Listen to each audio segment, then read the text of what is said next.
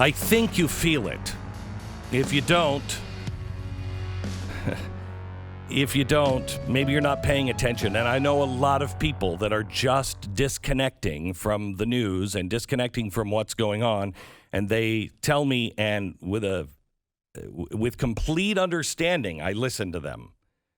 I feel better, Glenn. I feel better when I don't listen to the news. I understand that. But now is not the time to disconnect from what's going on, because the world is changing quickly. Something noteworthy and historic has occurred over the last couple of days. It is something historic, but it is also something terrifying.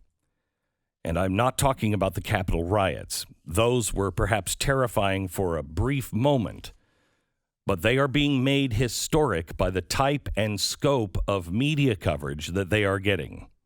But anyone trying to make the claim that American democracy almost died that day, or a small handful of violent thugs represent some existential threat to the U.S. Constitution, has quite simply lost the plot. It is important to realize that the world we live in after the Capitol riots is not the world we were in on Tuesday. We have crossed a threshold, and we now live in a very different nation. And it's not because of the riots themselves. Those could have been nothing more than a minor blip in the grand scheme of things. But in case you don't feel or haven't realized it yet, we now officially live in a united nation in name only.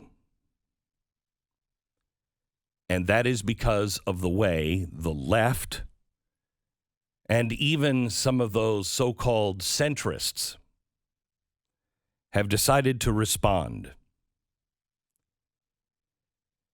We now have two distinct countries inside of one nation. We have two distinct peoples, two distinct cultures, two distinct economies. And one economy is truly under attack. We are way past now being just politically or ideologically divided. The leftist coalition now includes governments, media, and big tech. And they have declared war, although a Cold War. They have declared a Cold War on us. It's economic warfare designed to remove the ability for half the country to communicate ideas, communicate with each other, even be able to make a living. We have seen hints of this in the last few years, where credit card companies and banks have refused to do business with firearm companies, where single individuals were targeted to be deplatformed for what social media companies deemed to be hate speech. Those were trial balloons. Those were probes to see how we would respond, to see how the courts would respond. They have been laying in wait, ready for a catalyzing event that they could use to justify open economic warfare. And the Capitol riots foolishly have given them that event.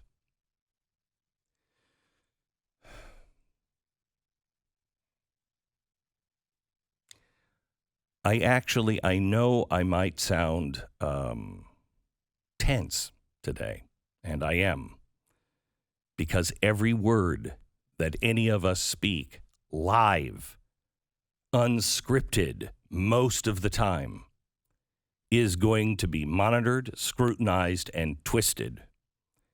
And the responsibility to keep a voice that can be heard is overwhelming on all of us. Dennis Prager, Rush Limbaugh, Dave Rubin, Mark Levin.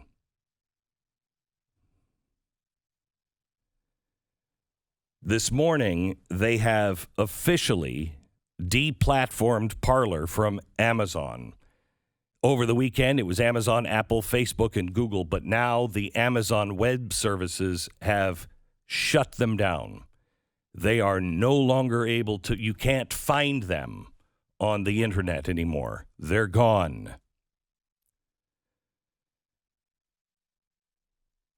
Now, these companies, Amazon, Apple, Facebook, and Google, they did it all at the same time. I want you to know this is not about Trump. This is about them.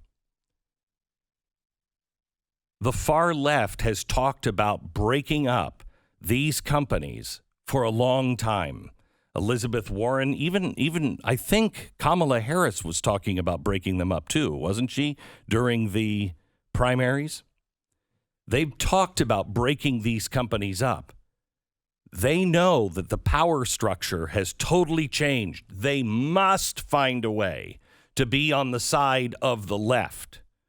This is something I warned you of 4 years ago, that there would come a time when unemployment and the beginning of this transition and the economy would change and people would begin to lose their jobs and you wouldn't be able to replace them because a profound technological change is coming.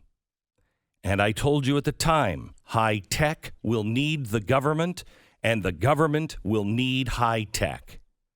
And they will work together to preserve their power and their position. This is what's happening today. Donald Trump and the riots are an excuse. And it is extraordinarily difficult to swallow the hypocrisy. It's extraordinary to hear about all the hate that was on Parler when things like Kathy Griffin, she reposted the picture of her with the beheading of Trump's bloodied head. She reposted it on Twitter on Wednesday of last week. No one has said anything about it. Still from Slate is the tweet, nonviolence to protest has always been important, but so is violence. It's very difficult to swallow. But we're the people that understand life is not fair. Let's not become all that we despise. This is not the end of this. This is where the left is starting. Today, they say they're deplatforming people because they're inciting violence or for hate speech. But after that will be anything they decide is fake news, anything they decide is anti-science, anything they believe may lead to the next Trump. And those who persist in standing for freedom of speech, freedom of expression, freedom to assemble, freedom to keep and bear arms, those people will be targeted for deletion. You will be hounded, boycotted, fired, ostracized, and deplatformed. And the louder and the more significant and effective your voice is, the bigger the target is on your back. First, let me say this.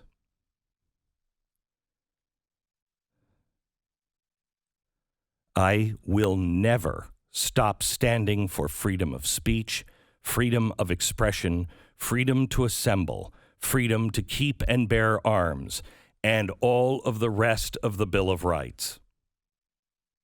That is the American thing to do. And I don't care what you do to my voice.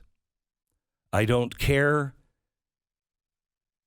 if you imprison me. I will continue to stand because I know the truth wins in the end. I believe Nelson Mandela was a hero. And he, too, went to prison for what he believed.